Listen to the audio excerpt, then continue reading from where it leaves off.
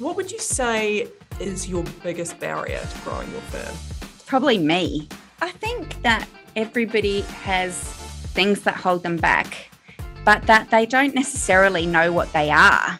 Mm-hmm. And it's really only in coming up against them or someone telling you that it's really obvious.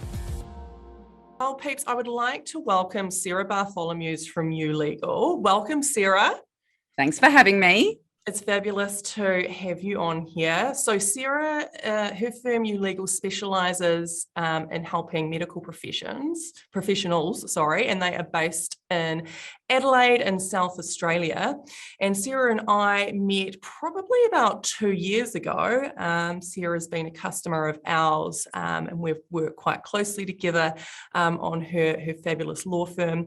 Sarah is definitely one of the most sort of innovative and action-taking law firm owners that I have worked with. So I'm really excited to talk to you about You Legal today, Sarah, and also like how it's going and how it's sort of been going since you and I last spoke about it. So can you tell us a bit about You Legal's mission and vision?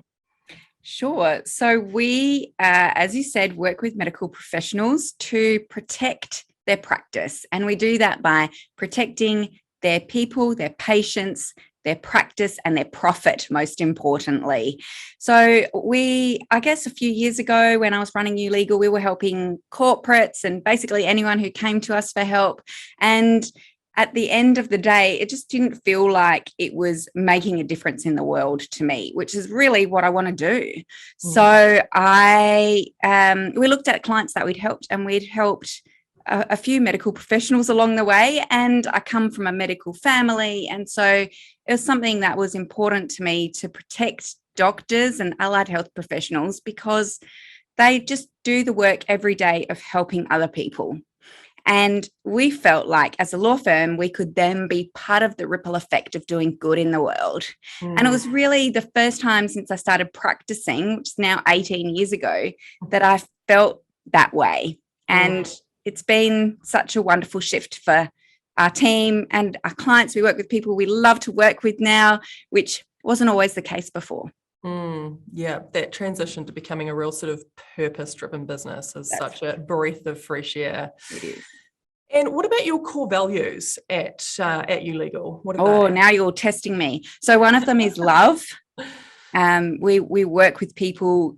We want to live a life we love, I suppose, and we want our clients to do the same thing, which is where the protection part comes from. Yes. And we're thoughtful, so we're always thinking about our clients and what we can do to help them.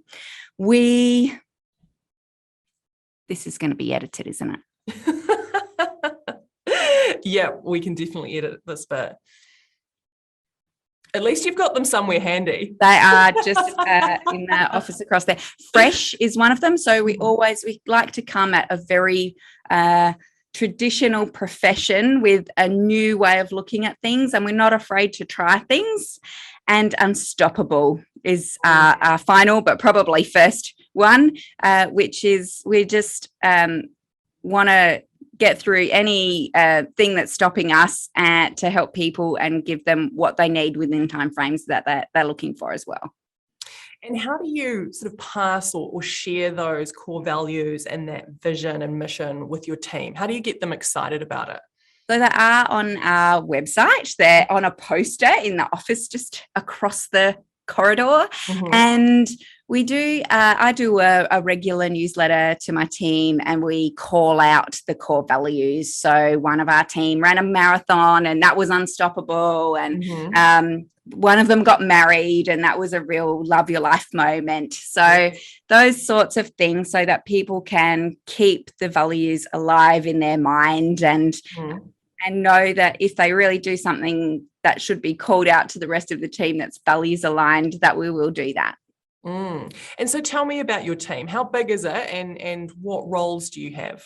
Sure, there's about 12 of us at the moment. So that is me and 4 lawyers.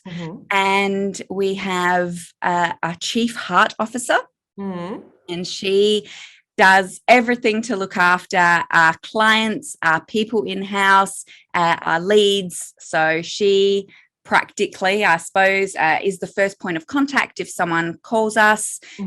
She's the person who will call them if they haven't confirmed a proposal. She helps manage the team so that I just don't have to do all the day-to-day management of people anymore.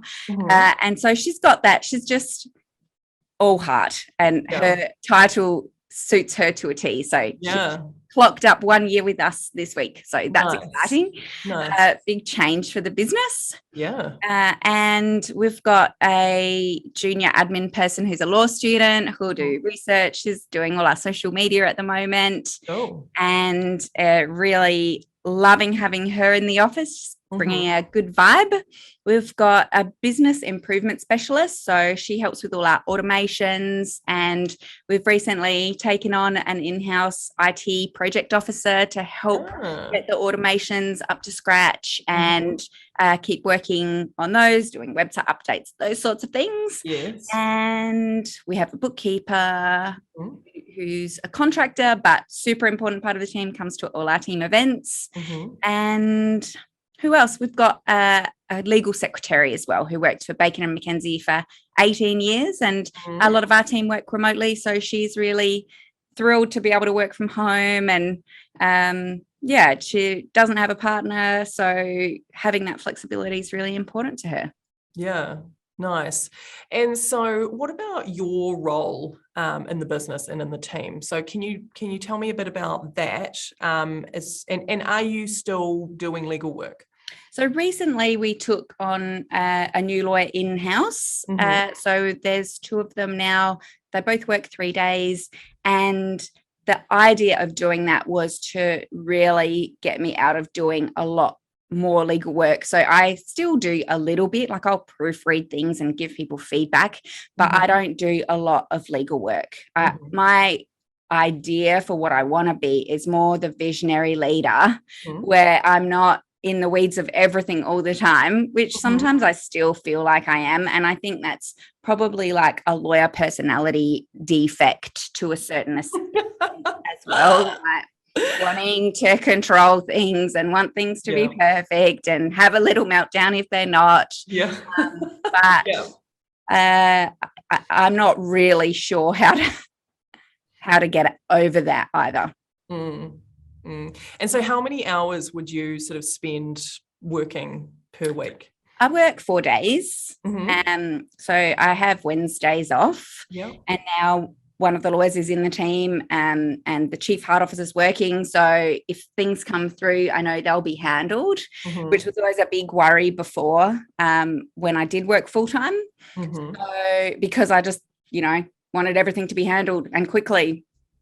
But so it's great. I go for a walk with my husband in the morning on Wednesdays. I go to the gym. I do Pilates. Like, it's my day to recharge. I even do things around the house, like folding laundry, and so that the weekend's not just all the house stuff. Taking care of you. So let's talk a bit about your numbers at U Legal. So can you tell me about your average monthly revenue? So we don't really have an average. Our business is still super seasonal in terms of January's always quiet because all of our clients go on holidays then. So monthly revenue ranges from about 50K to 90K.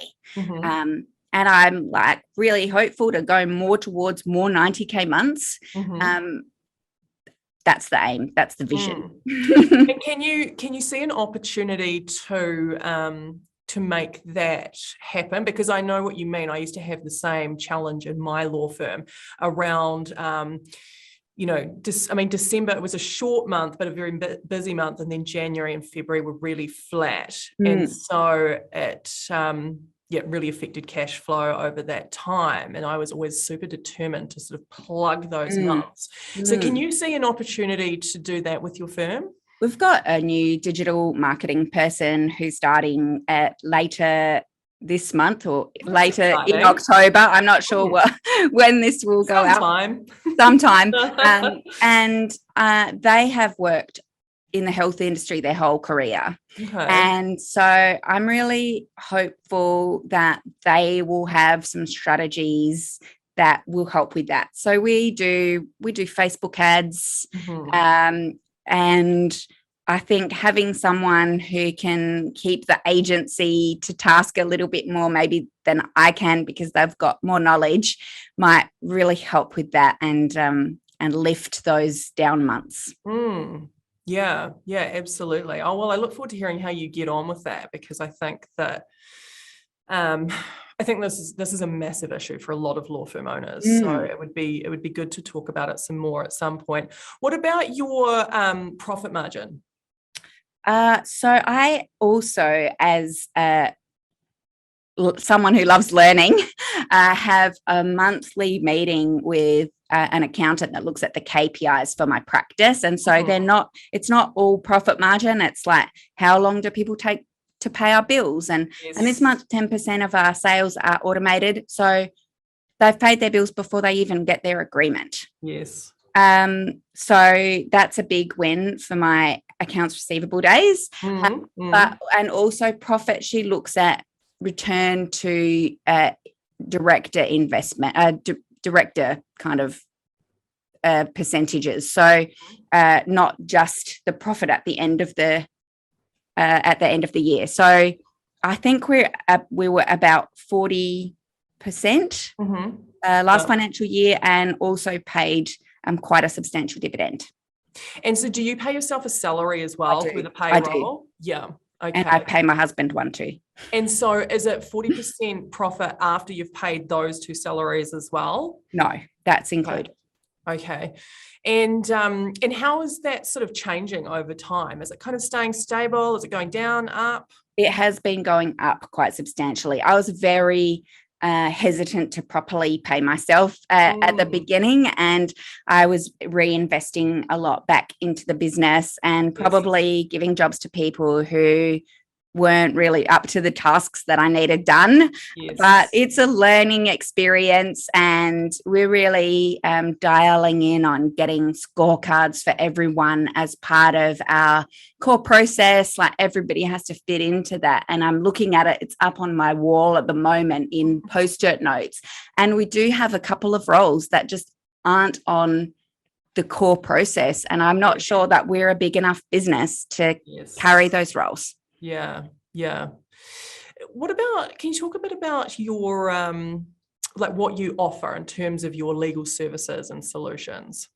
So I said earlier, we love protecting businesses, and the way that we do that is by having agreements in place. I was a litigator at the start of my career, and just saw so many businesses go down because they didn't have a shareholders agreement, or they didn't properly articulate a contract between someone. And it was the end of their business. So that made me sad, and I wanted to try and help people to rectify that. So we do a lot of agreements, but we also do advisory work as well. So there's a lot of change at the moment in the health space. And even this morning, I run a Facebook group called You Legal for Doctors. Got 1,000 doctors in there. This morning, someone said, would this exemption form be useful now that certain areas are mandating vaccines? So we get questions like that in there every day, which is really helpful because it helps us understand the issues and problems and concerns that our clients have. Yes. And so with the contracts and the agreements that you prepare, are they done for you? Like, are you sort of creating them bespoke documents for each client? Are you doing automated documents or templates? What does that look like?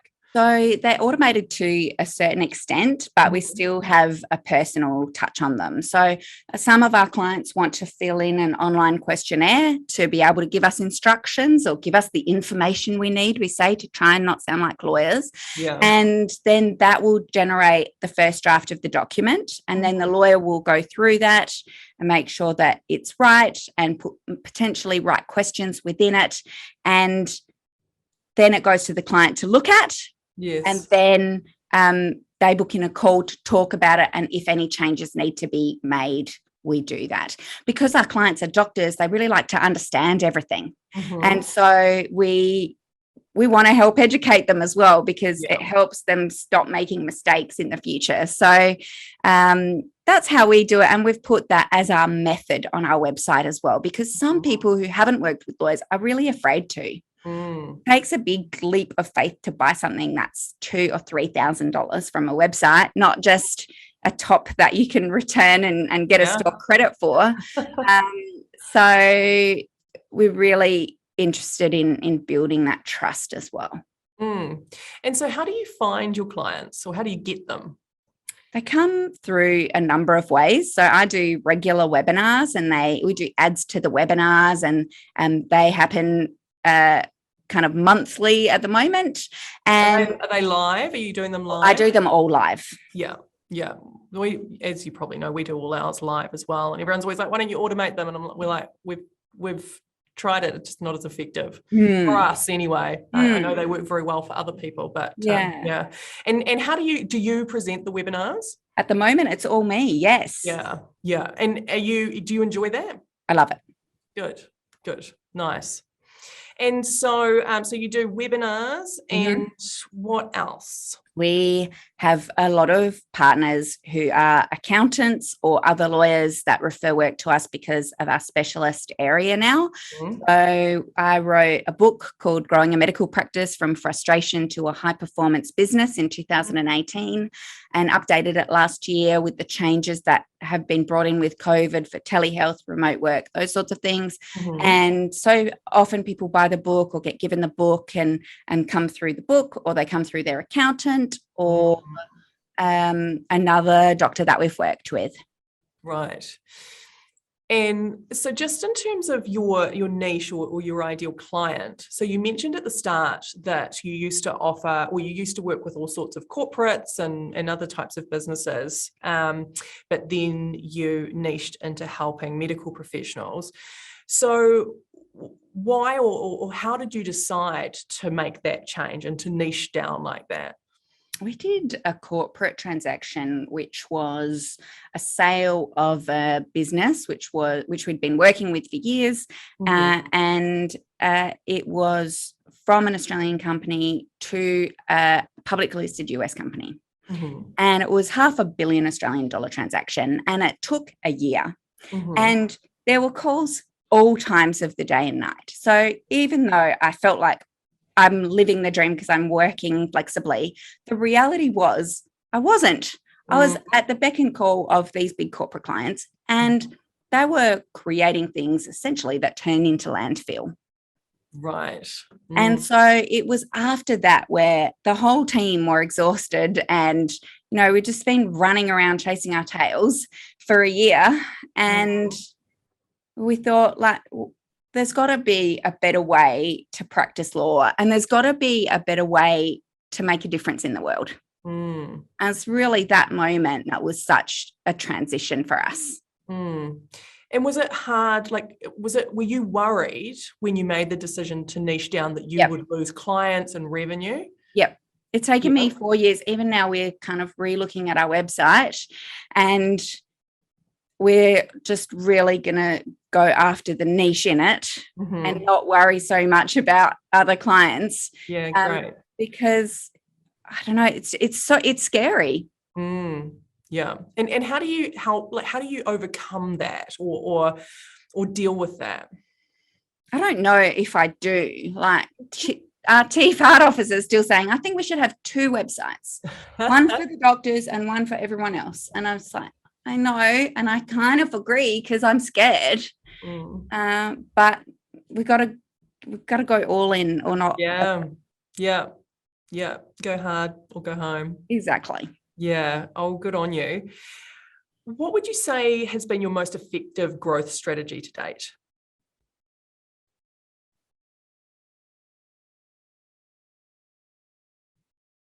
I don't know. It's hard to pinpoint what it is. I think partnering with people who have your ideal client list has been a bit of a game changer for me. We do webinars with organizations that their client is also our client, Mhm. and there's absolutely no conflict. So I do webinars for Hot Doc, which is a doctor booking service, and other organisations like Hot Doc we've done webinars with, including Allied Health one, and other ones that work with GPs as well, so that their clients then know us and reach out on whatever topic they think is interesting. Tomorrow I'm doing a webinar for a software provider for GPs. That isn't a booking service, it's a different one that we've met through conferences and online, like the forums where all of our ideal clients are, we're all there. So we get to know each other as well. And that's been a really good way to build authority and have people reach people that we weren't reaching before. And how do you set up those sort of marketing partnerships? Do you, obviously you meet at conferences or in online groups, but how do you actually kind of get the joint webinar off the ground? Do they ask you? Do you ask them? Who kind of organizes it? It varies. So I like to have guests to my webinars, thinking that will help get other people's networks into our network. But it hasn't been as effective as working with bigger organizations that have bigger lists. Yes. So with Hot Doc, they reached out to me. They do reach out to us a lot, but I reach out to other people thinking, oh, this is an accountant that has referred us work. We should do something together. They know stuff I don't know that's interesting to my audience. One of the biggest ones we did was I worked with a communications coach on communication and negotiation skills for doctors. I did the negotiation side, he did the communication side, and he was phenomenal and such a pro and so engaging, that people kind of, even though he didn't have a list, it's just it was a great partnership for that moment. Yeah, right. Yeah. No, I love that. I love how you've taken sort of the webinar approach and combined that with the sort of partnership strategy and kind of combined the two to drive your growth. What would you say is your biggest barrier to growing your firm? Well, I think I said before, it's probably me. Yeah. In what way? I think that everybody has things that hold them back, but that they don't necessarily know what they are. And it's really only in coming up against them or someone telling you that it's really obvious. And even sometimes I think there was something that happened with a coach of mine yesterday where I said, I think this is happening. And she said, oh, that's been happening for years. And I was like, why didn't you tell me? Yeah. But if she had, I don't think I would have made excuses or. Yeah, you've got to be ready for the message often. And as a leader, like, you have to do hard things. Yeah. There's a lot of growth. So a lot of shit to work through. If you're unwilling to do that or being open to talking about it, or we've got someone in our team who is just so confident in their abilities, and I'm less confident in their abilities, but I want them to be confident in their abilities, and just even communicating that I'm having trouble with.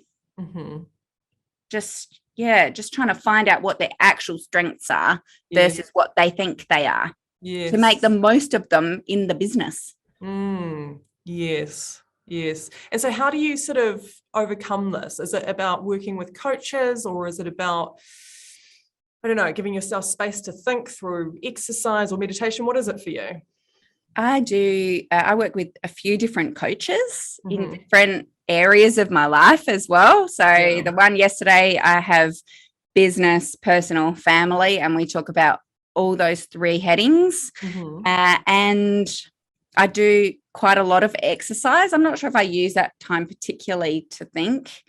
At the Saturday morning or the Wednesday morning walk with Dave is a strategy meeting, really, where his a real strategy up in the pie in the sky person, which I do find stressful because, as you said earlier, like I'm an action person. I want to take action, and sometimes he'll be talking and I just totally zone out because I can't even see how to do something. And so we clash on that, where I'm like, you don't even know how to do this. And he's like, of course I don't. And I'm like, well, why are we even bothering talking about it? But he just always talking about those things. Yeah. And that's interesting because once you sort of, as a leader, especially of a business your size now, you know, you really do need to kind of move from the how to the what. And because I do that sometimes, and I get really stuck in the how, and my team reminds me, because I remind them, I'm about the what, not the how. And so but sometimes it's hard to focus on the what when you can't see the how. So learning to separate those things, I think, is just such a key aspect of growing as a leader. Yeah, for sure. Okay, so final question that I ask everybody to finish off. So if there was one thing that you could change about the legal industry, what would it be? It is extremely highly regulated. And I understand that it is designed that way to protect people who are vulnerable. But I think it's a barrier to innovation. Yeah. Which innovation would be better for clients. I 100% agree. And we've actually, I'm doing a number of interviews yesterday and today, and this has come up quite a lot. And I always kind of bring it back to, if you don't have a trust account, you can't take money up front. If you can't pay a referral fee for, to get a lead or a client, just like sort of business basics that other businesses can do that law firms cannot. So yeah, and you're right, like it does impact on clients, and a big part of the reason why I think, lawyers are, do have a bit of bad rap sometimes and are thought of to be really expensive and a little bit, ambulance chasery, perhaps. I think comes back to, a lot of that comes back to the heavy regulation. Yes. All right. Well, thank you so much, Sarah, and a massive congrats on all your growth and amazing work around the automation and marketing of your law firm over the last couple of years. It's been really fabulous to see and to watch the journey that you're on. For people who might like to go and check you out online, where can they find you? Probably LinkedIn would be the best option. So it's just spelling my name that's the challenge, isn't it? So how do you spell it? Maybe if you look up You Legal, YOU Legal, that would be a good start. But Bartholomew's, so Sarah is easy, but Bartholomew's is BARTHOLOMEUS. Z. It's basically the whole alphabet from B to Z. Fabulous. All right, Sarah, well, thank you so much for your time. It's been great to talk to you, and I am sure that I will catch up with you again soon. I hope so. All right. Bye. If there's anything these past months have shown us, it's that the time to make lasting, impactful change in the legal industry is right now. So I want to challenge you to shake things up and create change today. If you enjoyed this video, please subscribe to our YouTube channel and share this video with your lawyer friends. See you next week.